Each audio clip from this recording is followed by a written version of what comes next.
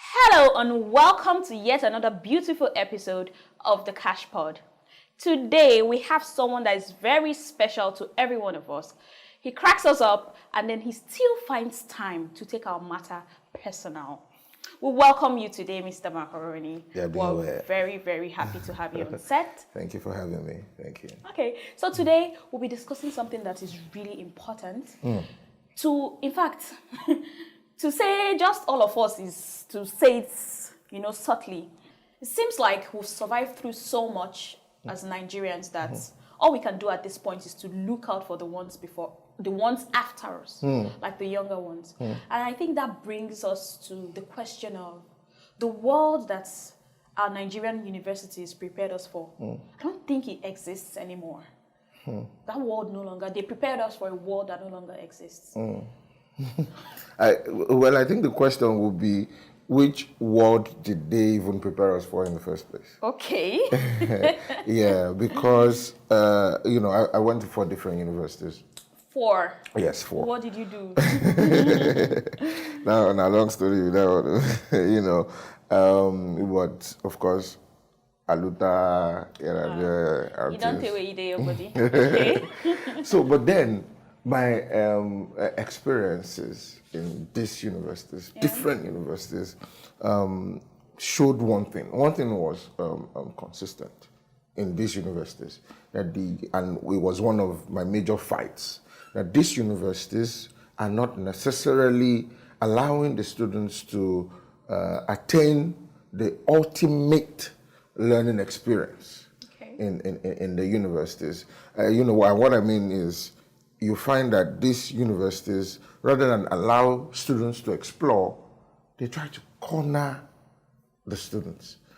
There's no room for, there's no freedom. There's no room for you to be yourself. There's no room for creativity. Okay. So what you have is these universities, and the learning pattern is that they just want to tell you this is 1 + 1.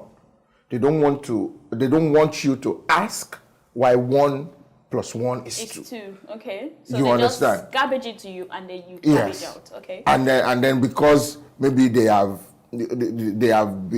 believe somewhat that their own knowledge is superior. You understand? So they do not want students to find out that, if you have half in 4 places, it still gives you 2, isn't it? Because half plus half is 1, another half plus 1 is 1, then 1 plus. So the students are boxed into believing that, look, it's a one-way traffic. There's no thinking outside the box. Yeah, so you find universities that are supposed to be concerned with allowing the students explore and create, are concerned with what they are wearing, which artist you want to invite to the school, what a social life, you cannot go out, you cannot come out in the night, you cannot be holding hands in a university. Students, they are focused on morality. And I've always said that it should not be the duty of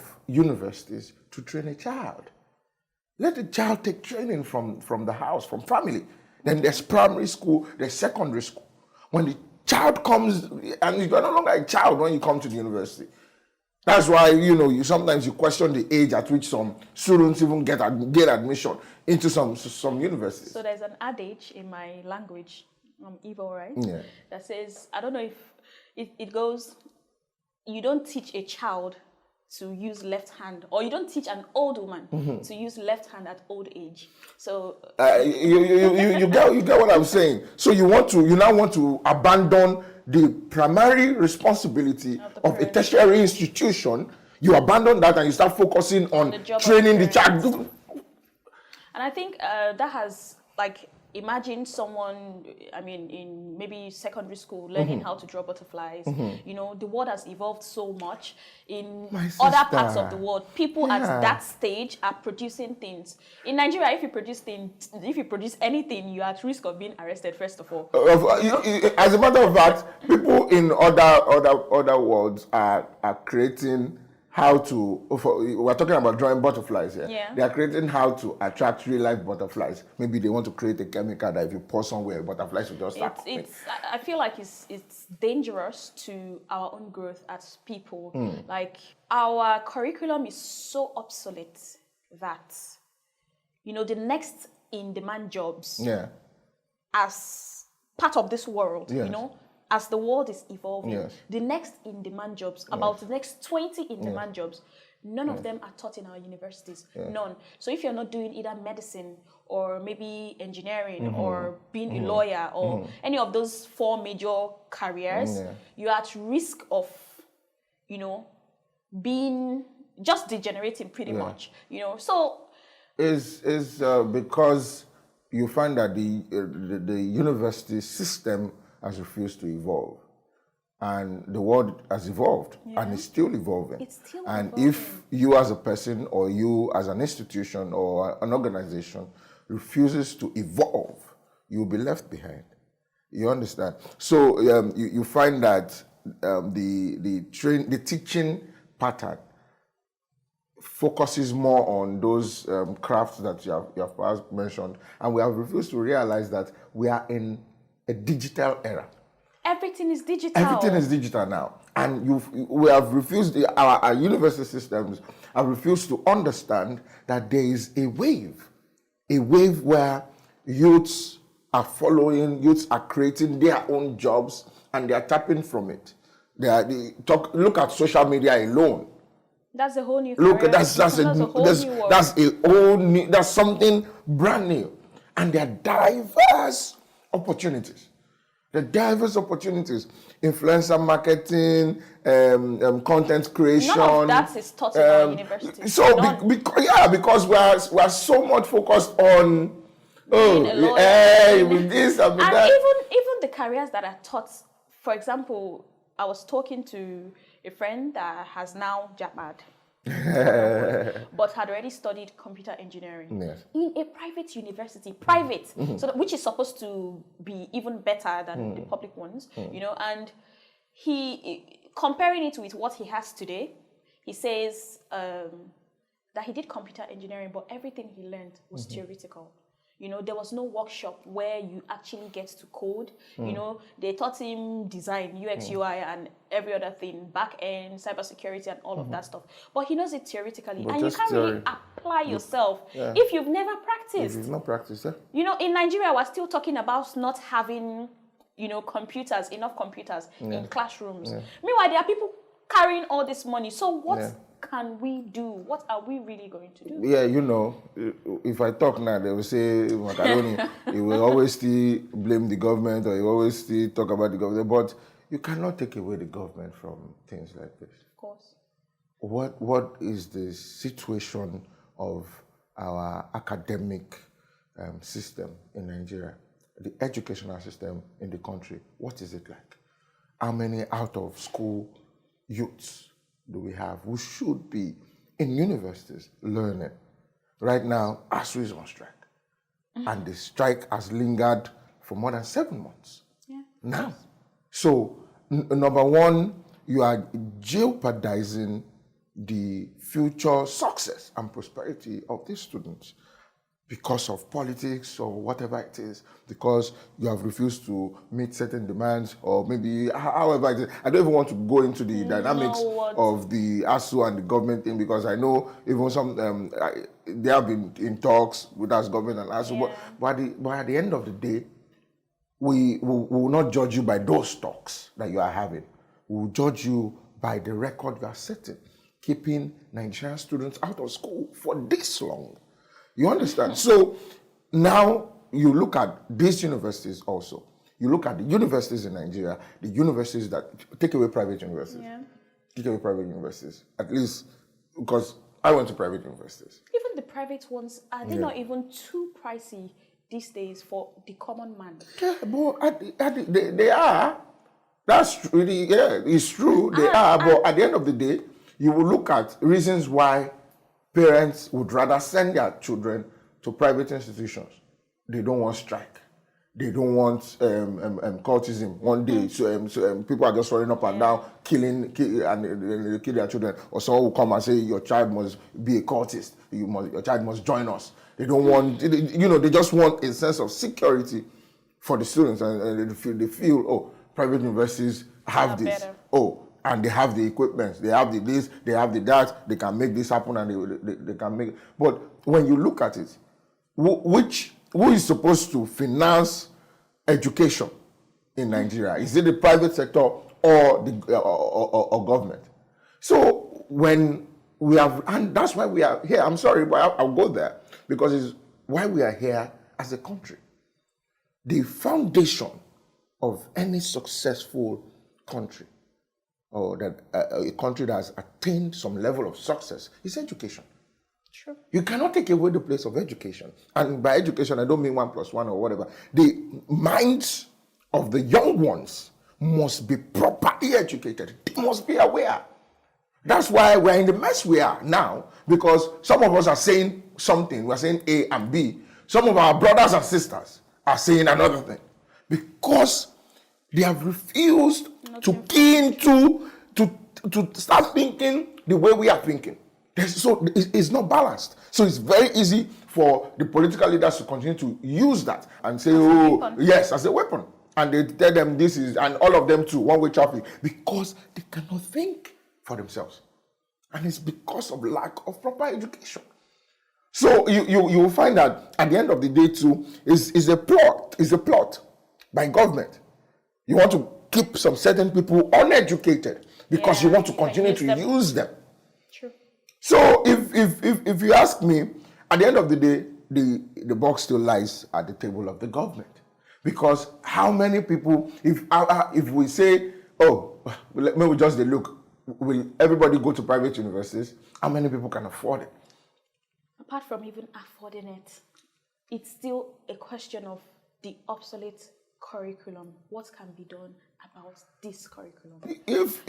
I said before, if you refuse to evolve, you'll be left behind. Yeah.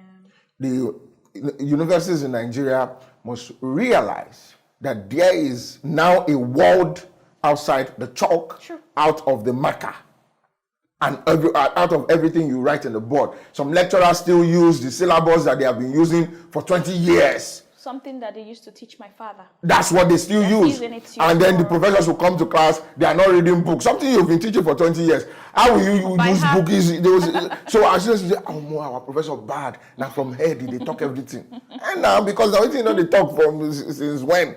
You understand? Not to say that there are some that do not read, do not. So the lecturers, the educational system must know that there is now a world beyond. It's like a cult. To some of them too. They just continue to use what they have been using. And they too, lecturers must read as well. Do you dare question them in class? This is part of what I've said before now. You know, that lecturers just believe, oh, they are the superior and they know it best. It's and because they've chewed that information countless times. Yeah. I feel like maybe if we had, imagine having the kind of information you have today and you have to go back in time to correct things. I feel like if we were given that opportunity, like there's so much information today in today's world. Let me not even talk of Nigeria. In today's world, outside of the four walls of university, which is also very important. Yes. But when it comes to adding value to yourself, you're able to do that. There are so many courses now. You know, that's what the Kaish Foundation is trying to do.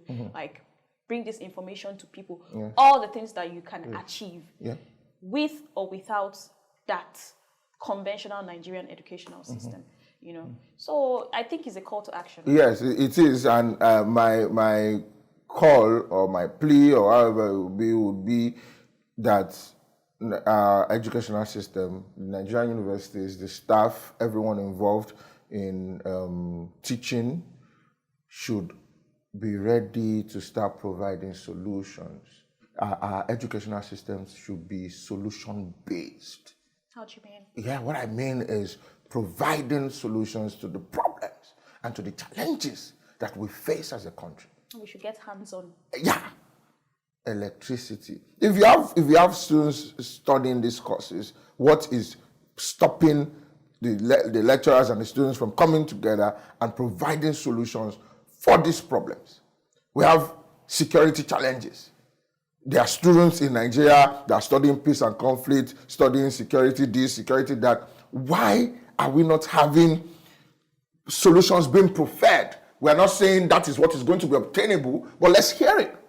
Oh, this is what we believe from our studies. We have studied the history of Nigeria during the Civil War, how we did this and this. Then Boko Haram came, then bandits have come, following the pattern, this and this.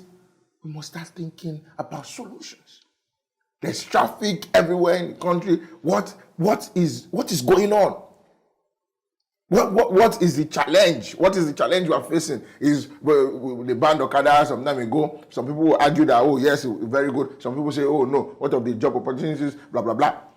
We must start. I know be student, but I see the child learn. Okay. Yeah, but the university system must start coming together to prefer solutions to these problems. Let's start seeing what you're doing. Get practical. Job opportunities. Yes, we can. We will still talk about government and how they are not doing what they should do. But the university systems must start teaching the students how you can create jobs, even while in school. I think as Nigerians, we've already even started doing that. Absolutely. But if we are talking about reviving the educational sector in Nigeria, we have to encourage this. We have to. So if imagine in the university you are having compulsory courses that is keying in to the digital age, the digital era that we are in, and you are taking courses on on influencer marketing, like I said earlier, that's my field. There's a lot of opportunities. Even workshops that should even teach people lines of code, just lines of code. Basic minimum, barest minimum. There should be things. A lot of opportunities are out there. So that at the end of the day, you know that even you as a sector, as the educational sector, you have been able to do A, B, C, D to contribute to the growth of the people in that system. Before we can now start talking about government this or government that. We need to be solution-based. I think another thing that we do not pay attention to is the importance of mentorship, or should I say internship, over, we've placed so much value on, these certificates, So there's really no practical knowledge. Takes us back to what we've been talking about. Yeah. There's no practical knowledge. I don't think Nigerians place a lot of value or enough value on internship and mentorship. We are the only ones that, take education so hard that people do not even know how to do what they are supposed to do, but they have first class and second class. So I think that's another issue. Yeah, well, it makes you question the structure of the NYSC and how they go about what the entire thing is about. You understand? Yes, they said it is service to country, but at the same time, it should not be service to country at the detriment of the people that are serving the country. Okay. If you have people studying engineering or this or that, then you want to post them for NYSC, you send them to office to go and be at shuffling files. Okay. So that time, that period, they're fresh out of school. If like we have been saying, if you have been doing the hard work of allowing these students explore, open their minds, the NYSC would be a great medium. Students that are fresh out of school, going out there and practicing, doing what they have been doing in school. If it wasn't just A plus A that you are writing on paper, if you have been doing some level of practice in school, going out there to companies, establishments that are doing the job and testing your knowledge, your practical knowledge, and putting it to test. So that also needs to be checked. Like this, as I am like this, in Mr. Macaroni Entertainment, we have some interns, some from theater arts, some from English communications, that have come. That is my field. Yeah. While we are shooting, you will come to set. You will watch how the camera is rolling. You will see the sound people. You just see everybody doing their work, and you are learning. And because you have had some of that experience in school, it is easy for you to blend into the real world, so that you don't do 4 years in the university. Well, if Nigerian universities allow you to do 4 years, if not more than that, but you don't do 4 years in the university and come out struggling. Then why did you go to school? Why did you go to school? Going to school is not just to, trust me, most of the things you cram, it's just for exam, and it's just for test. You must be learning. I studied theater arts, at least out of all the 4 universities I went to. Now theater arts I finally do, well, now the degree where I get with that. Okay. And while we were in school, well, for my own course, I cannot say the teaching wasn't good enough. Okay. Yeah, from theory to practical. It's very practical. It's very practical, actually. So most of the time we're on stage, we're doing this, we're doing that. So a lot of stuff I now use, I learned from school. You understand? So it's easy for me to transform that energy and give people out there that, okay, this is what I have in me. But if you do not have the basics, if you have not been given that, I mean, basics in 100 level, then 200, 300, 400, you should be ready 60 to 70%. Yeah, you hold your ground. Even if not 100. 60 to 70, you know that, oh yes, 4 years in university, I'm able to create this. I've been able to provide solution to this particular problem. That's how it should be. That's really insightful. We are really happy to have you here. Thank you. You've given us some good nuggets. Thank you. Thank you for coming to the Kaish Pod. Thank you for having me.